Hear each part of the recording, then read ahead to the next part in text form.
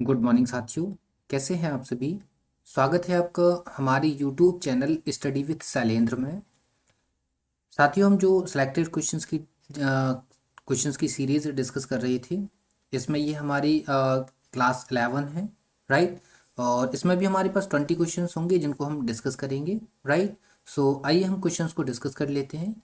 देखिए, question number first हमारे पास है। क्वेश्चन नंबर फर्स्ट है कि लंदन में इंडियन होम रूल सोसाइटी की स्थापना की थी। चार ऑप्शंस रहे आपके पास। श्यामजी कृष्ण वर्मा, गोपाल कृष्ण गोखले, लाला लाजपत राय और एनी बेसेंट, राइट। सो यहाँ पर देखिए, इंडियन होम रूल सोसाइटी की अगर हम बात करें तो इसको 1905 के अंदर कहाँ पर, लंदन में जो है वो इस्टेब्लिश किया गया था, स्थापित किया गया था। और इसको जो स्थापित करने का श्रेय जो है वो जाता है साथियों श्यामजी कृष्ण वर्मा को। सो ऑप्शन नंबर फर्स्ट जो है वो इसका राइट आंसर हो जाता है। क्लियर है। अगर गोपाल कृष्ण गोखले की बात करें तो इन्होंने भारत सेवक समाज की स्थापना करी थी। भारत सेवक समाज, राइट। सो इन्होंने भी ये जो सोसाइटी बनाई थी भारत सेवक समाज, ये भी इन्होंने इस 1905 के अंदर बनाई थी, राइट। सो यहाँ पर देखिए, इस फर्स्ट क्वेश्चन का जो आंसर है वो श्यामजी कृष्ण वर्मा है, right. So option number first is the right answer. Clear है। सो हम सेकेंड क्वेश्चन पर चलते हैं। सेकेंड क्वेश्चन है कि पुस्तक गुलामगिरी के लेखक कौन थे। सो चार ऑप्शंस रहे हमारे पास। बी आर अम्बेडकर, महाश्वेता देवी, ज्योतिबा फुले और काशीराम, राइट। सो देखिए, गुलामगिरी के जो लेखक हैं साथियों वो हैं Jyotiba Phule. So option number third is the right answer. Jyotiba Phule की अगर हम थोड़ा सा और जाने तो इन्होंने 1873 के अंदर जो है वो सत्यशोधक समाज, राइट, कौन सा, सत्यशोधक समाज की स्थापना करी थी इन्होंने। और ज्योतिबा फुले जी जो हैं वो एक समाज सुधारक थे, समाज सुधारक थे। और इन्होंने ये जो आंदोलन चलाया था सत्यशोधक समाज का, ये भी एक समाज सुधारक आंदोलन था, समाज सुधारक आंदोलन, राइट। सो ये समझ में आ गया है आपको। फिर हम नेक्स्ट क्वेश्चन देख लेते हैं। देखिए, क्वेश्चन नंबर थर्ड हमारे पास है, क्या है कि भारतीय सेवक समाज की स्थापना इनके द्वारा की गई थी। चार ऑप्शंस रहे आपके पास, ये देखिए।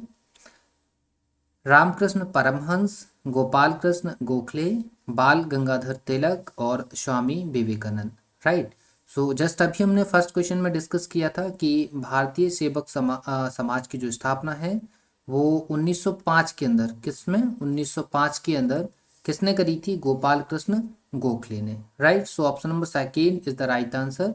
इसके अलावा 1905 में हमने अभी देखा था कि भारत सेवक समाज के अलावा एक और जो है संस्था स्टैब्लिश हुई थी, वो लंदन के अंदर हुई थी, जिसका नाम क्या था, जिसका नाम था Indian home rule society, right. So ये आपको याद हो गई है, ठीक है। सो नेक्स्ट क्वेश्चन देखते हैं, question number four. Question number four क्या है हमारे पास, ये रहा। निम्न में कौन बिजली का कुचालक है, राइट। सो देखिए, चार ऑप्शंस रहे आपके पास। नल का पानी, बिल्कुल नल के पानी में तो बिजली बहुत खतरनाक आती है, कभी पकड़ के देखिए, अगर अर्थिंग आ रही होगी तो आप दिक्कत हो जाएगी। लवणीय जल, नमक वाले पानी में तो और करंट आता है। अल्कोहल बिजली का सुचालक होता है। तो बिजली का कुचालक बचा कौन सा, आसुत जल, right. So option number second is the right answer. Clear है। चलिए, तो ये तो छोटा सा फैक्चुअल क्वेश्चन है, आपको वन लाइनर क्वेश्चन है, आता होगा। क्लियर है। सो क्वेश्चन नंबर फोर आपको समझ में आ गया है। नेक्स्ट क्वेश्चन देखते हैं, question number five, right. So question number five क्या है कि ड्रम को निर्वात में पीटा गया और हम उसे सुन नहीं पा रहे हैं, ऐसा इसलिए क्योंकि, चार ऑप्शंस हैं आपके पास। देखिए, क्यों नहीं सुन पा रहे हैं आप ध्वनि को। अपश्रव्य ध्वनियाँ उत्पादित होती हैं, ध्वनि की कंपन आवृत्ति निम्न होती है, ध्वनि के कंपन का आयाम उच्च होता है, ध्वनि निर्वात में यात्रा नहीं कर सकती है, राइट। सो देखिए, ध्वनि की एक कंडीशन होती है, ध्वनि को आगे बढ़ने के लिए हमेशा माध्यम की जरूरत होती है। और निर्वात में क्या होता है, निर्वात में सब कुछ खाली होता है, ठीक है, सब कुछ क्या होता है, खाली होता है, वैक्यूम होता है। तो उस कंडीशन में क्या होती है, आपकी जो ध्वनि होती है वो सरवाइव नहीं कर पाती है। इट मीन्स अगर आप ड्रम को निर्वात में पीट रहे हैं तो आपको ध्वनि नहीं सुनाई देगी। क्यों नहीं सुनाई देगी, क्योंकि ध्वनि को आगे बढ़ने के लिए एक क्या चाहिए होता है, कुछ ना कुछ माध्यम चाहिए होता है, मीडियम चाहिए होता है, और निर्वात में ऐसा मीडियम अवेलेबल नहीं होता है, राइट। सो इट मीन्स ध्वनि निर्वात में यात्रा नहीं कर सकती है। क्लियर है। सो option number 4 is the right answer. और निर्वात में क्यों नहीं कर सकती, क्योंकि ध्वनि को चाहिए है माध्यम आगे बढ़ने के लिए। क्लियर है। सो option number 4 is the right answer. Clear है। चलिए, सो नेक्स्ट क्वेश्चन डिस्कस कर लेते हैं। क्वेश्चन नंबर 6 क्या है, सुदूर संवेदन का अर्थ क्या है। अर्थ है, सुदूर संवेदन को हम रिमोट सेंसिंग भी बोलते हैं, तो आपने रिमोट सेंसिंग नाम सुना होगा, राइट। रिमोट सेंसिंग, ठीक है। सो सुदूर संवेदन का अर्थ आपको बताना है। 4 ऑप्शंस रहे आपके पास, देखिए। टीवी रिमोट का प्रयोग करना, दूर से सूचना एकत्रित करना, आसपास से सूचना एकत्रित करना, और दूरस्थ स्थानों को जाना, राइट। सो सुदूर संवेदन का अर्थ है, क्या अर्थ है साथियों, सुदूर संवेदन का अर्थ होता है दूर से सूचना एकत्रित करना। So option number 2 is the right answer. Clear. So आपने देखा हो रिमोट सेंसिंग का यूज जो है वो हम एरोप्लेन्स के अंदर देखने के लिए आपको मिल जाएगा। इसके अलावा आप देखेंगे कि राडार के थ्रू जो हम जो भी जानकारी लेते हैं वो भी रिमोट सेंसिंग के थ्रू ही हमको जानकारी मिलती है, ठीक है। सो सुदूर संवेदन इट मीन्स रिमोट सेंसिंग का अर्थ होता है हम दूर से सूचनाओं को एकत्रित करते हैं। क्लियर। चलिए, सो नेक्स्ट क्वेश्चन डिस्कस करते हैं। क्वेश्चन नंबर 7 हमारे पास है। क्वेश्चन नंबर 7 क्या है कि अस्थि तथा उपास्थि होती है, ठीक है। जस्ट ऐसा क्वेश्चन हम अपने प्रीवियस वीडियो में भी डिस्कस कर चुके हैं। सो देखिए, चलिए चलिए पहले इसका ऑप्शन देख लेते हैं फिर बात करते हैं, ठीक है। देखिए 4 ऑप्शंस हैं, क्या है, अस्थि तथा उपास्थि होती हैं, क्या होती हैं, कंकाल संयोजी ऊतक, पेशी ऊतक, तरल संयोजी ऊतक, उचित संयोजी ऊतक, राइट। देखिए हमने अभी अपने प्रीवियस वीडियो में डिस्कस किया था संयोजी ऊतक के बारे में, राइट। किसके बारे में डिस्कस किया था, संयोजी ऊतक के बारे में। तो संयोजी ऊतक के अंदर हमने 3 चीजों को शामिल किया था, किसको, अस्थि को, किसको, और उपास्थि को, और किसको, और ब्लड को, राइट। ये तीनों के तीनों क्या होते हैं, कनेक्टिव टिश्यू होते हैं, ठीक है। लेकिन अब यहाँ पर एक छोटा सा एक स्टेप आगे बढ़ गया है, लेकिन संयोजी ऊतक तो हैं, ठीक है। अस्थि और उपास्थि जो है वो संयोजी ऊतक तो हैं, लेकिन किस प्रकार के हैं, ठीक है। तो देखिए अस्थि और उपास्थि जो है वो कंकाल संयोजी ऊतक हैं। सो option number 1 is the right answer. Clear है। चलिए, सो नेक्स्ट क्वेश्चन डिस्कस करते हैं। क्वेश्चन नंबर 8 हमारे सामने है। देखिए क्वेश्चन नंबर 8 क्या है साथियों, बीजों के अंकुरण के लिए निम्नलिखित में से कौन सी एक परिस्थिति आवश्यक नहीं है। 4 ऑप्शंस हैं आपके पास, ये रहे, उर्वरक, धूप, वायु और नमी, राइट। सो देखिए बीज के अंकुरण के लिए क्या क्या चाहिए, बीज अगर आपने बो दिया है, राइट, ये आपका खेत है, ये आपका खेत है। अब आपने बीज इसमें बो दिया, तो बीज बोते टाइम जब जमीन में बीज है तो उस टाइम पे जमीन में क्या होना चाहिए, नमी होना चाहिए। इसके अलावा आपको वायु मिलनी चाहिए, वायु नहीं चलेगी तो फिर ऑक्सीजन कैसे मिलेगी, राइट। ऑक्सीजन नहीं मिलेगी तो ग्रोथ नहीं होगी। ये तो आप भी जानते हैं कि विदाउट ऑक्सीजन किसी भी चीज़ की ग्रोथ नहीं हो सकती है। सो यहाँ पर पौधे के लिए भी वायु जरूरी है, ठीक है। सो नमी और वायु 2 चीज़ें हो गई। अब आती है बात धूप पर। आपको पता है अगर धूप नहीं निकलेगी तो क्या नहीं होगा, प्रकाश संश्लेषण नहीं होगा, प्रकाश संश्लेषण नहीं होगा तो पौधे में भी ग्रोथ नहीं होगी, राइट। सो हमारे पास फाइनली यहाँ पर क्या बच रहा है, उर्वरक। उर्वरक बीज के अंकुरण के लिए आवश्यक नहीं होता है। सो option number 1 is the right answer. Clear है। चलिए, सो नेक्स्ट क्वेश्चन डिस्कस करते हैं। क्वेश्चन नंबर 9 हमारे सामने है। क्वेश्चन नंबर 9 क्या है कि भारत का कौन सा राज्य उत्तर में कर्नाटक, पूर्व में तमिलनाडु और पश्चिम में अरब सागर से घिरा हुआ है। 4 ऑप्शंस रहे आपके पास, गुजरात, आंध्र प्रदेश, केरल और महाराष्ट्र, राइट। सो देखिए सबसे पहले हम देखते हैं, ये देखिए, ये हमने छोटा सा मैप बना लिया, ठीक है। इतनी अच्छी ड्राइंग तो नहीं आती है, फिर भी ये समझाने के लिए, ठीक है। ये देखिए यहाँ पर हमारा केरला है कि नहीं, यहाँ पर हमारा तमिलनाडु है, ठीक है। और यहाँ पर हमारे पास जो है वो गोवा है, और गोवा, सॉरी, यहाँ पर हमारे पास कर्नाटका है, कर्नाटका है, यहाँ पर हमारे पास गोवा है, और फिर हमारे पास जो है ये वाला हिस्सा बच जाता है महाराष्ट्र का। ठीक है, ये वाला हिस्सा है हमारा आंध्र प्रदेश का। ठीक है, अब देखिए, अब क्वेश्चन पढ़िए, क्वेश्चन क्या कह रहा है, कौन सा राज्य उत्तर में कर्नाटक, तो उत्तर ऊपर की तरफ उत्तर में कर्नाटक, पूर्व में क्या तमिलनाडु, पूर्व में ये रहा तमिलनाडु, ये रहा कर्नाटका, ये रहा तमिलनाडु, पश्चिम में अरब सागर, ये आपको दिख रहा है, ये क्या है, अरेबियन सी है, राइट।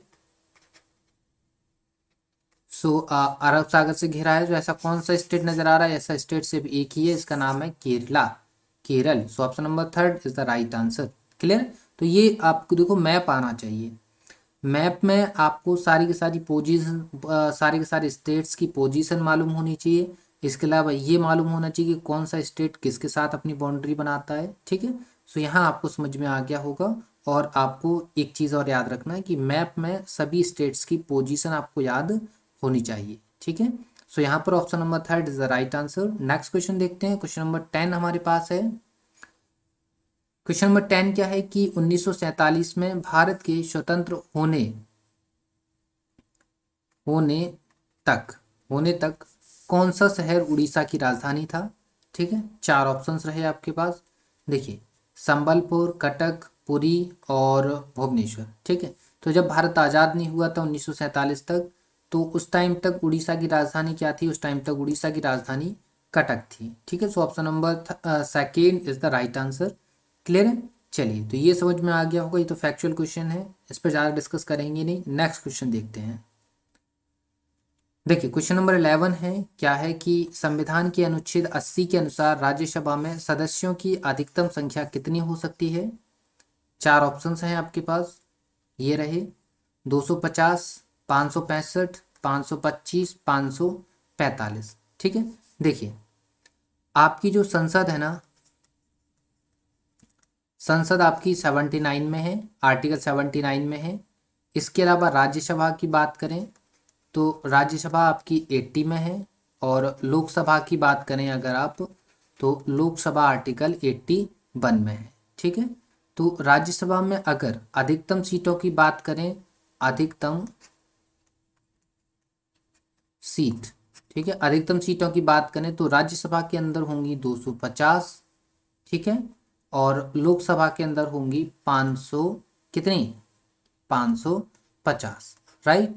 ठीक है, तो यहाँ पर क्या पूछा गया है कि राज्यसभा में सदस्यों की अधिकतम संख्या, तो राज्यसभा में सदस्यों की अधिकतम अधिकतम संख्या होगी 250। ठीक है, अगर वो पूछता वर्तमान, तो वर्तमान में कितनी है, 245, राइट। इसमें 245 में क्या है, 12 क्या है, मनोनीत शामिल है, मनोनीत सदस्य भी शामिल है। ठीक है, इसमें 245 में। ठीक है, फिलहाल के लिए हमारा इस क्वेश्चन का आंसर हो जाएगा 250। ठीक है, सो संविधान के अनुच्छेद 80 के अनुसार राज्यसभा में सदस्यों की संख्या कितनी होगी, 80, सॉरी 250 होगी। ठीक है, सो option number first is the right answer. Clear है। तो फिर नेक्स्ट क्वेश्चन देखते हैं, क्वेश्चन नंबर 12 हमारे पास है। क्वेश्चन नंबर 12 क्या है कि महानदी का मुख्य भाग किस राज्य में है। चार ऑप्शंस रहे आपके पास, छत्तीसगढ़, झारखंड, उड़ीसा और मध्य प्रदेश। ठीक है, सो महानदी साथियों निकलती है छत्तीसगढ़ से, और इसका मुख्य भाग भी छत्तीसगढ़ में ही है। और महानदी का जो बेसिन है वो आपका चावल की खेती के लिए काफ़ी ज़्यादा फेमस है। ठीक है, सो option number first is the right answer. इसके अलावा साथियों हम बता दें कि जो महानदी है वो छत्तीसगढ़ से निकलती है, और छत्तीसगढ़ से निकलकर उड़ीसा जाती है। उड़ीसा में जाने के बाद किसमें, बंगाल की खाड़ी में अपना जल गिरा देती है। ठीक है, चलिए, ये चीज़ समझ में आ गई होगी। सो नेक्स्ट क्वेश्चन डिस्कस करते हैं, क्वेश्चन नंबर 13। क्वेश्चन नंबर 13 क्या है कि लोकसभा के पहले अध्यक्ष कौन थे। चार ऑप्शंस रहे आपके पास, ये रहे नीलम संजीव रेड्डी, गणेश वासुदेव मावलंकर, के एस हेगड़े और हुकुम सिंह, राइट। सो देखिए, लोकसभा के पहले अध्यक्ष जो हैं वो गणेश वासुदेव मावलंकर हैं। सो option number second is the right answer. Clear है। चलिए, सो ये क्वेश्चन समझ में आ गया होगा। नेक्स्ट क्वेश्चन देख लेते हैं, क्वेश्चन नंबर 14 क्या है, पेशावर से कोलकाता तक प्रसिद्ध ग्रांड ट्रंक रोड का निर्माण इन्होंने करवाया। चार ऑप्शंस रहे आपके पास, अलाउद्दीन खिलजी, मोहम्मद बिन तुगलक, बलवन और शेरशाह सूरी। ठीक है, तो देखिए पेशावर से ये आपका जो ठीक है, ये देखिए ये जो आपका यहाँ पे जो पेशावर है, पेशावर से ये अमृतसर आती है, अमृतसर से दिल्ली, और दिल्ली से कहाँ पर कोलकाता। ठीक है, ये जो है वो कौन सी है, जीटी रोड है, ग्रांड ट्रंक रोड। ठीक है, तो ग्रांड ट्रंक रोड का निर्माण जो है साथियों वो कराया था किसने, वो कराया था शेर शाह सूरी ने। ठीक है, सो option number 4 is the right answer. इसके अलावा अगर हम प्रेजेंट में देखें, प्रेजेंट में इस जीटी रोड को दो भागों में बांटा गया है, कौन सा, NH1 प्लस NH2। ठीक है, इन दोनों को मिलाकर बनता है GT road, it means grand trunk road. ठीक है, NH1 की बात करें तो NH1 आपका साथियों आता है अमृतसर से दिल्ली। ठीक है, कहाँ तक आता है, दिल्ली। और अगर NH2 की बात करें साथियों, सो NH2 आता है दिल्ली टू कहाँ, कोलकाता। राइट, कहाँ आता है, कोलकाता। ठीक है, सो इस प्रकार NH1 और NH2 मिलकर बनता है जीटी रोड। तो यहाँ पर अगर प्रेजेंट की बात करें तो प्रेजेंट में जीटी रोड कहाँ से कहाँ तक जाता है, अमृतसर से कोलकाता। क्लियर है, चलिए। सो ये क्वेश्चन आपको समझ में आ गया होगा कि ग्रांड ट्रंक रोड का निर्माण किसने करवाया, करवाया शेर शाह सूरी ने। ठीक है, सो नेक्स्ट क्वेश्चन देख लेते हैं। देखिए लोकसभा के पहले अध्यक्ष, अच्छा ये क्वेश्चन रिपीट हो गया है। ठीक है, सो क्वेश्चन रिपीट हो गया, लोकसभा के पहले अध्यक्ष बताना था। सो इसमें हमने आंसर टिक कर चुके हैं, गणेश वासुदेव मावलंकर। सो ऑप्शन नंबर सेकेंड इसका जो है वो राइट आंसर था। ठीक है, इसको हम डिस्कस कर चुके हैं, क्वेश्चन जो है वो गलती से रिपीट हो गया है। नेक्स्ट क्वेश्चन देखते हैं। नेक्स्ट क्वेश्चन क्या है, नोबेल पुरस्कार पाने वाले पहले भारतीय कौन थे। चार ऑप्शंस रहे आपके पास, देखिए रविन्द्रनाथ टैगोर, SS भटनागर, JC बोस और CB रमन। राइट, सो देखिए नोबेल पुरस्कार पाने वाले पहले भारतीय जिनका नाम था वो था रविन्द्रनाथ टैगोर।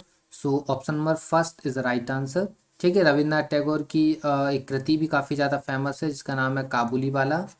ठीक है, ठीक है, एक दो कृति और हैं जो हमको याद नहीं है प्रेजेंट में, तो इस टाइप के क्वेश्चंस भी पूछे जाते हैं कि रचनाओं से रिलेटेड। ठीक है, रविन्द्रनाथ टैगोर को पहली बार जो है वो नोबेल पुरस्कार जो है वो प्रदान किया गया था। ठीक है, इनको एक उपाधि भी दी गई थी, इसका नाम था नाइटहुड। नाइटहुड, जब जलियांवाला बाग हत्याकांड होता है तो इस नाइटहुड की उपाधि को ये वापस कर देते हैं। क्लियर है, चलिए। सो ये क्वेश्चन समझ में आ गया होगा, नेक्स्ट क्वेश्चन देखते हैं।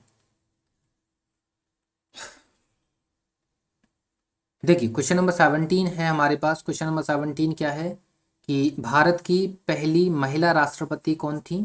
चार ऑप्शंस रहा आपके पास, देखिए चार ऑप्शंस कौन कौन से हैं, सरोजनी नायडू, शारदा मुखर्जी, सरला ग्रेवाल और प्रतिभा पाटिल। ठीक है, सो भारत की पहली महिला राष्ट्रपति जो है वो साथियों वो है प्रतिभा पाटिल। ठीक है, सो option number 4 is the right answer. Clear है, तो भारत की पहली महिला राष्ट्रपति की बात करें तो प्रतिभा पाटिल है, और पहली महिला प्रधानमंत्री की बात करें तो इंदिरा गांधी का नाम आ जाता है। ठीक है, और वर्तमान में अगर हम भारत के राष्ट्रपति देखें तो वर्तमान में भारत के राष्ट्रपति हैं रामनाथ कोविंद। क्लियर है साथियों, सो क्वेश्चन नंबर 17 आपको समझ में आ गया है। नेक्स्ट क्वेश्चन पर हम डिस्कस करेंगे। सो क्वेश्चन नंबर 18 ये हमारे सामने है। क्वेश्चन नंबर 18 क्या है कि विधानसभा में GST कानून पारित करने वाला भारत का प्रथम राज्य कौन सा था। चलिए चार ऑप्शंस रहे आपके पास, देखिए तमिलनाडु, गुजरात, मध्य प्रदेश और असम। राइट, सो देखिए विधानसभा में GST को पारित करने वाला भारत का प्रथम राज्य की बात करें तो वो है असम। और असम ने जो है कब 8 अगस्त 2016 को ही अपनी विधानसभा में GST को पारित कर दिया था। सो option number 4 is the right answer. इसके अलावा अगर हम सेकेंड स्टेट की बात करें, ठीक है, किसकी बात करें, GST को पारित करने वाला या GST को लाने वाला सेकेंड स्टेट, तो सेकेंड स्टेट है साथियों बिहार। कौन सा है, बिहार।